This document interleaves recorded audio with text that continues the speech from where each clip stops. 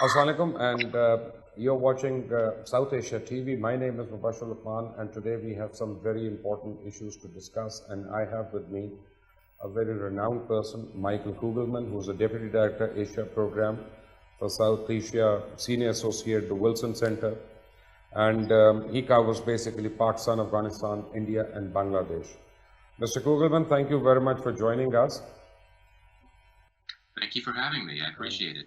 And before we begin, I would like to ask you a very simple question that pertains to Pakistan politics, since you have a very close eye on the region. How do you see the recent APC, the All Parties Conference, and the fallout of that?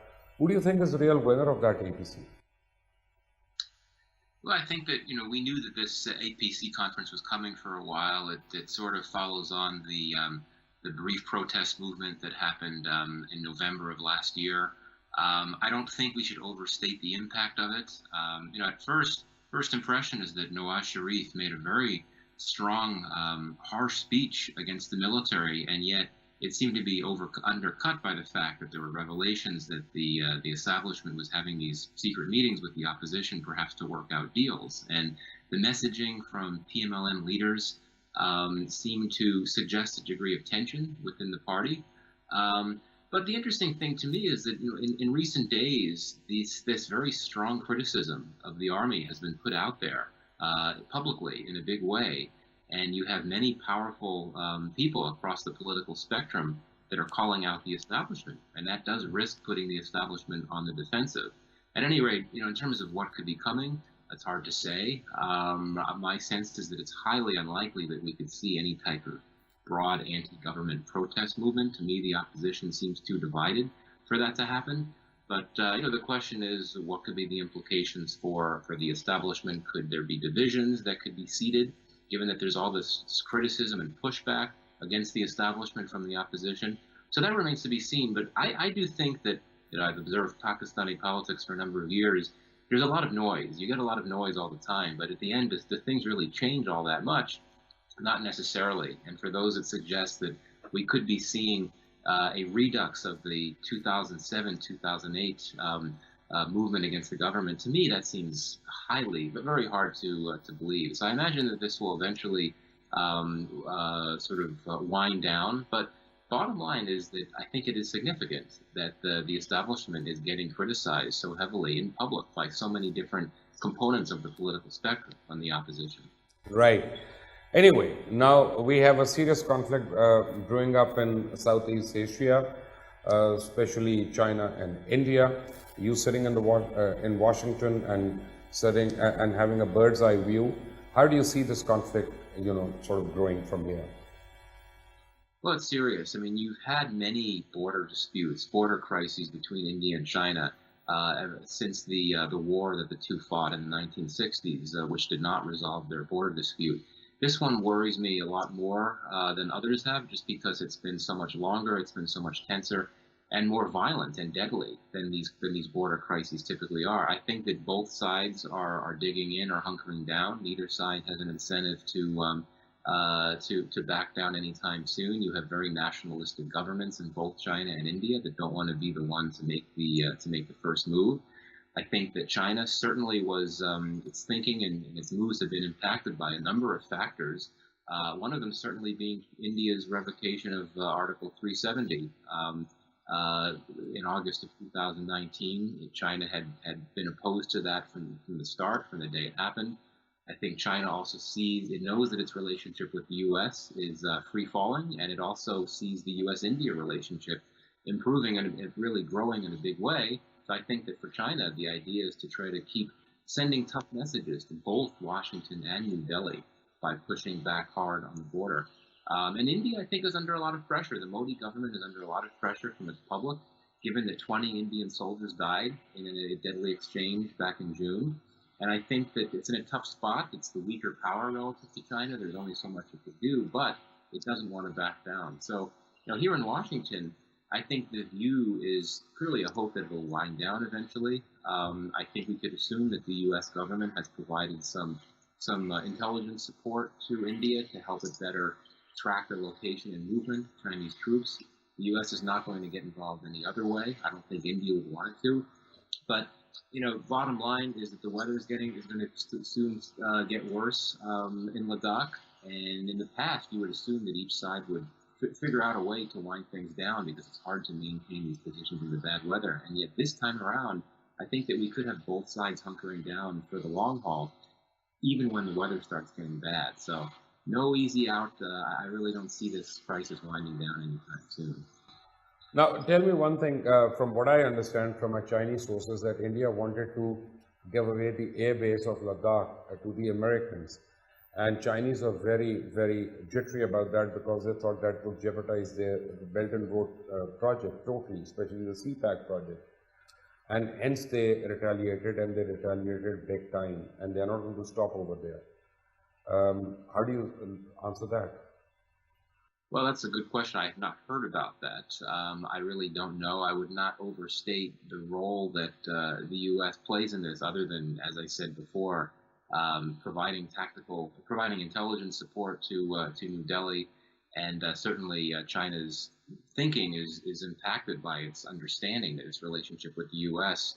is really struggling, while the U.S.-India relationship has really gotten a lot of momentum, in great part because of shared concern about China. But I can't really address that.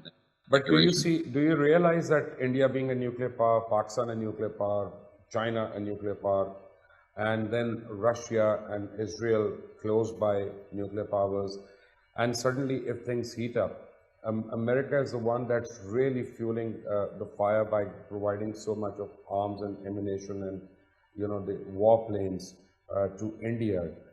Do you not think that they are trying to create an imbalance of the region, and this is not good? It's very detrimental. Well, I think it's actually the opposite. I think that the U.S. is trying to provide more balance in the region simply because it justifies its arms sales and its growing security relationship with India on the need to counterbalance Chinese power. I mean, we all know that China is a more militarily powerful country than India is. And I think that in Washington, the concern is that China is throwing its weight around, that it has this wolf warrior diplomacy, which entails more aggressively pursuing its interests and its territorial claims, not just in Ladakh, but in the broader Indo-Pacific region, including the South China Sea. So certainly I could understand that the perspective in China and in Pakistan is that the U.S. risks destabilizing the region by providing more security assistance to India. But the view here is very different. It's the opposite. It's the fact that China is too strong relative to the rest of the region. It poses threats to the interests of the United States and its partners, its treaty allies in Japan and South Korea, and of course its security partner India. So yeah, the perspective is actually very different here in DC. Okay. Now the perspective over here in Pakistan is, when it comes to UAE and Israel peace, that there's something that we're missing over here. People are very skeptical about it because, and I repeat, because Donald Trump tweeted about it before any of those two countries could come and give their own statement. So it looks a very, very dicey situation over there. Why did POTUS have to do that? Why couldn't he wait for those countries to announce it and then sort of try to come in and take credit? Well, I mean, I'm sure you would agree that Donald Trump always wants to be able to take credit for everything before anyone does. So, in that sense, it doesn't surprise me. And keeping in mind the domestic political situation in the U.S., we've got an election coming up, and I think that the president is looking for wins to present to the American people, who largely are very supportive of Israel. And I think that he wanted to, be the first one to say, well, look, we've got this big deal, that we helped broker this big deal between Israel and a key player in the Middle East. This is going to bring more economic cooperation. It's going to bring more stability for Israel. So, yeah, I mean, to me, it's a pretty simple matter. Trump, when it comes to diplomatic niceties and the types of protocol that you typically get with a senior U.S. leader, he clearly has jettisoned all that. He doesn't care. He wants to take all the credit all the time. Now, the one thing that a lot of Muslim countries are unhappy about with this Israel-UAE deal is that it's directly impacting them. Let me give you an example. As of today, my figures are that Egypt has lost trade worth about $4.5 billion because Israelis do not need to use the Suez Canal anymore to, go to certain regions of the Middle East. So more and more countries are being impacted by it, and not all are happy. So do you see this peace deal lasting? Yeah, it's a great question. I don't see this as a deal that would unravel anytime soon. I think that the advantages outweigh the disadvantages from the perspective of both Israel and the UAE. But for me, I think that the big risk is what impact this will be on the very volatile rivalry between Saudi Arabia and Iran. Iran, of course, is dead set against any of these normalization deals between Israel and the Arab states of the Gulf and the Middle East. And I think that we could see an intensification of that rivalry, which had already been very strong and sharp, particularly given things like the U.S. Decision to assassinate Qasem Soleimani earlier this year and some other things. So the geopolitical dynamics of the Middle East may, on some levels, be stabilized when you have Israel sign this big deal with a longstanding rival. And yet, Iran is very unhappy, is very concerned. Saudi Arabia, of course, is, I think, very supportive of these things. Not that Saudi Arabia is going to normalize relations with Israel anytime soon, but I think it does support this because it sees it as another way to push back against Iran. So that's the thing that I worry about. I don't think that the economic factors of it deal in any way, at least not at this early point. Mr. Kugelman, let me give you a bit of news. I'm sure you know about it already, but China and Iran are jointly ready to invest in Yemen. And they're also going to go there for oil exploration and probably have a base over there. Should that happen, then it will be nearly impossible for Saudi Arabia to, carry its oil in tankers from there, and they have to take a very, very long route upwards towards the Suez Canal and then onwards. That means that the Saudi hegemony of oil will be finished forever. Do you see a time like that? Yeah, well, I mean, this is another reason, going back to my earlier point, that this Saudi Arabia-Iran rivalry is very volatile and could well be heightened by some of these new developments, including this somewhat mysterious deal between China and Iran, which we've heard about, that it's coming for quite some time. It's still a bit unclear as to what exactly it would entail. But I do think that it's something that would be very concerning to Saudi Arabia, and certainly concerning to the United States. And you look at China and Iran as probably America's biggest two foreign policy concerns right now, along with Russia, perhaps. I think that it certainly has some very interesting potential implications, and perhaps even positive implications for Pakistan. You look at this, what seems to be newfound momentum in the CPEC project, and one wonders if perhaps this new China-Iran deal could be worked in a way that China could start developing the Chabahar port in Iran if India, because of pressure from the U.S., decides to back out of that, and if that could create ways for there to be linkages between Gwadar, part of CPEC, and Chabahar.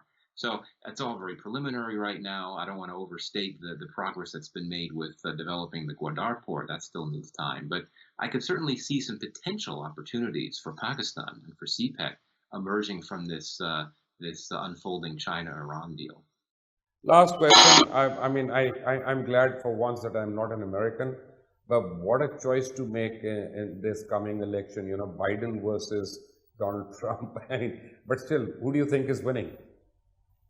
Well, despite everything that's happened with Trump over the last 4 years, until relatively recently, I really thought that it was his election to win, that he was in a good position to win it. But there's been a triple whammy of problems for Trump over the last few months: the pandemic, which he handled incredibly poorly, the social tensions and the racial tensions when you've had these protests following police killings of African Americans, and a significant economic crisis. I think that's a triple whammy. It all really came at the same time, and that has made Trump more vulnerable than he has been at any other time politically over his 4 years as president, and we're only a few weeks away from the election. So I think that Biden, particularly if he doesn't really do much and just lets Trump self-destruct, so to speak, I think that he'd have an advantage. But you know what? We all remember in 2016, Hillary Clinton was widely favored in the polls and by every pundit out there, and we know what happened in the 2016 election. Actually, we don't know what happened in the 2016 elections, to be honest. Right. that election turned out to be between females and emails, and that was a choice the Americans made at that time. But on a closing note, Michael, can I tell you one thing, and this is something personal, nothing to do with politics, that I have been to a lot of mosques, for prayers and all that, and many times I've heard the general public over there pray for the safety of the American people who are facing the COVID-19. People are generally praying for everyone, and we want you and all others to be safe. Well, thank you very much. I appreciate that. And indeed, it's been a very tough time here in the United States. So that support from your countrymen and you is much appreciated. Thank you very much, Mr. Kugelman, for joining us. You were hearing and watching Michael Kugelman. Do give us your comments, do give us your questions, just in case if we have them again. We will try to put up those questions to him. Do not forget to subscribe to the channel. Do not forget to press the bell icon. Allah.